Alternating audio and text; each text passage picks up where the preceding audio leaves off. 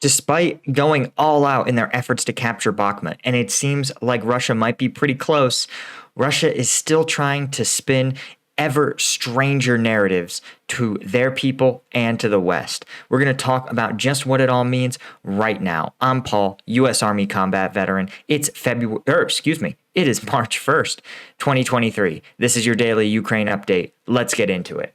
Okay, first off, we have the only changes to the control map are Bakhmut. And as you guys can see, Russian forces continue to advance, particularly in the north of the city, but they appear to be held, keeping this key route open as Ukrainian forces continue what I believe is going to be a controlled tactical withdrawal from the city.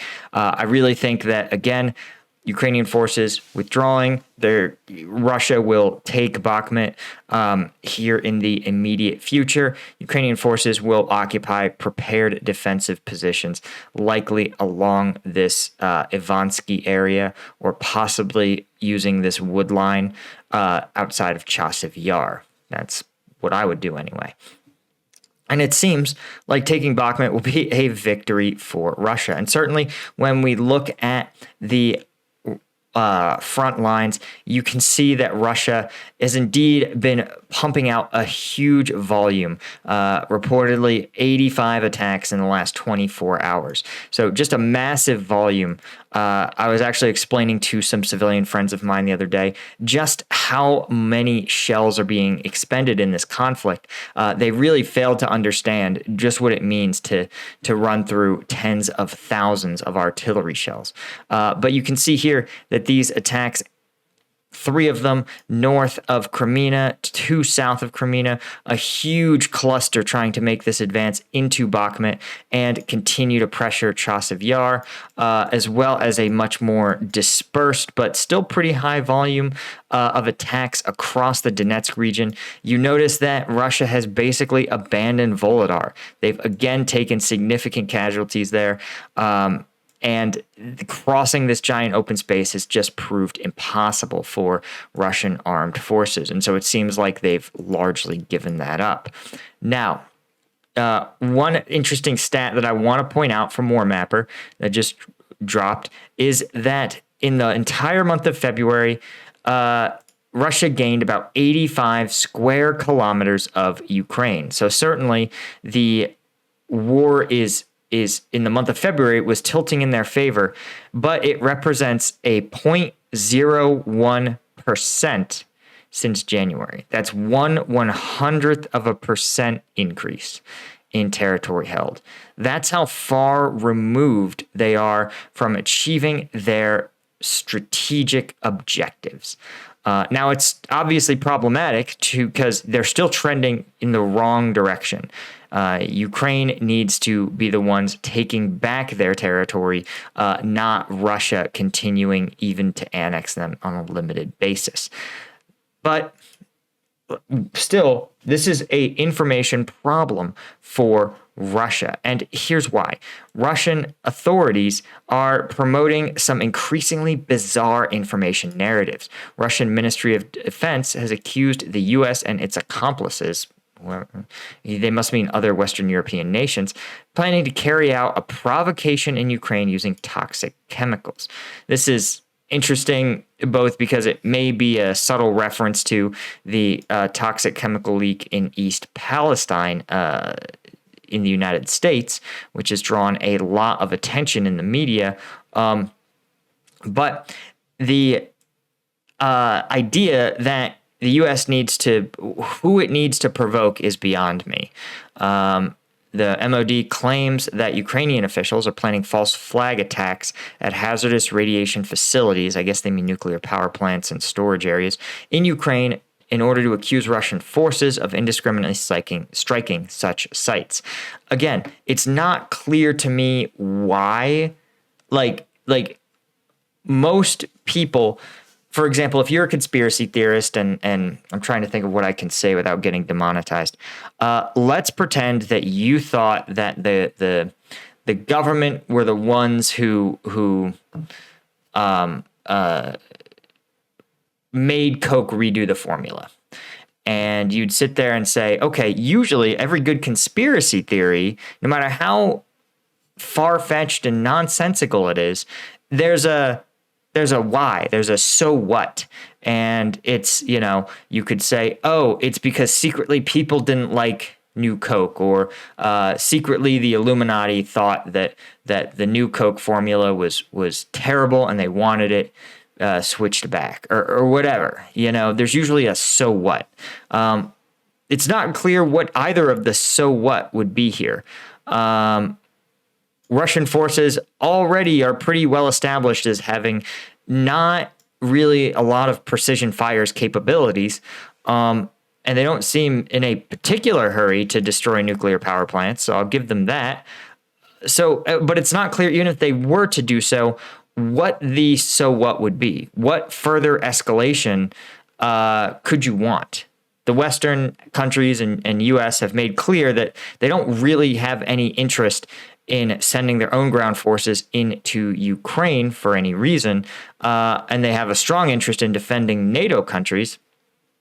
And why would they? Again, right now, the war, even by its most negative assessment, is a stalemate. So what need would there be to escalate, to take a high risk to escalate things when you're doing fine, more than fine? It's, again, sort of nonsense. Also, of course, they're accusing Ukraine of preparing to invade Russian-occupied Transnistria in Moldova. This is a separatist region in Moldova. Also pretty bizarre, again, because clearly the Ukrainian armed forces are on their back foot. And as we've discussed, they may well be planning for a counteroffensive that's almost certainly occurring. But why would it be in Moldova? Very bizarre stuff. And I'm not, Russia. Remember when Russia said Ukraine was going to do a false flag attack on the Zaporizhzhia power plant? Well, that was fake. Remember when there was talk about Russia claimed Ukraine was about to blow a dam in Kherson? That was fake. There's been so much false. They were going to falsely claim that Ukraine was invading Russia. That never really happened. So there's all this sort of, this is like par for the course for Russia. What's interesting is that it's even less anchored to even simple aspects of reality. Of course, Russia, Putin's acknowledging his withdrawal from the START treaty and nuclear arms control treaty. Again, I think he's probably doing this as his conventional military is being attrited down. He knows he needs to increase, if not increase the actual threat capabilities of his nuclear arsenal. He knows he needs to make his existing nuclear arsenal appear much more threatening. And by withdrawing from the START treaty, it will at least create questions among other nuclear countries of whether or not Putin is growing his nuclear arsenal. Between you and me, I think the Russian war economy cannot sustain something as expensive and technical as nuclear weapons development and production. So chances are there's going to be very limited changes, even if he were to withdraw from START. But the fear factor is the key thing to this.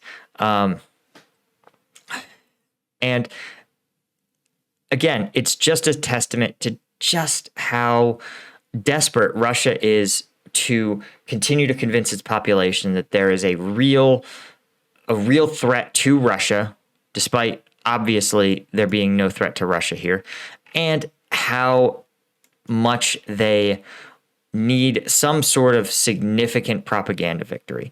I think some of it, again, I'll be curious to know, because they're so close to taking Bakhmut, it seems like this is a foregone conclusion. So why then they need to spin doctor this so hard?